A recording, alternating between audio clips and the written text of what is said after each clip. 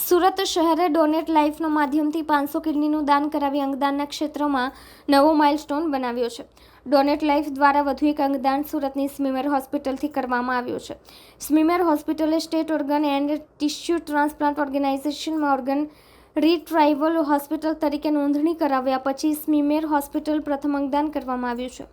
આદિવાસી સમાજના 49 વર્ષીય બુધાભાઈ પારસિંગભાઈ નાયકાના પરિવારે ડોનેટ લાઈફના માધ્યમથી બુધાભાઈના લીવર અને કિડનીનું દાન કરીને 3 વ્યક્તિઓને નવજીવન બક્ષી માનવતા મહેક ફેલાવી સમાજને નવી દિશા બતાવી છે. પરિવારજનો તરફથી અંગદાનની સંમતિ મળતા એસઓટીટીઓનો સંપર્ક કરવામાં આવ્યો. એસઓટીટીઓ દ્વારા કિડની અને લીવર અમદાવાદની આઈકેડીઆરસીને ફાળવવામાં આવી હતી. કિડની અને લીવરનું દાન અમદાવાદની આઈકેડીઆરસીના ડોક્ટર અખિલ અને તેમની ટીમે સ્વીકાર્યું હતું. દાનમાં મેળવવામાં આવેલી 2 કિડની અને લીવરનું ટ્રાન્સપ્લાન્ટ અમદાવાદની આઈકેડીઆરસીમાં 3 જરૂરિયાતમંદ દર્દીઓમાં કરવામાં આવ્યું હતું. કિડની અને લીવર સમયસર અમદાવાદ મોકલવા માટે સુરતની સ્મીમેર હોસ્પિટલથી કામરેજ ટોલનાકા સુધીનો ગ્રીન કોરિડોર સુરત શહેર પોલીસ દ્વારા બનાવવામાં આવ્યો હતો.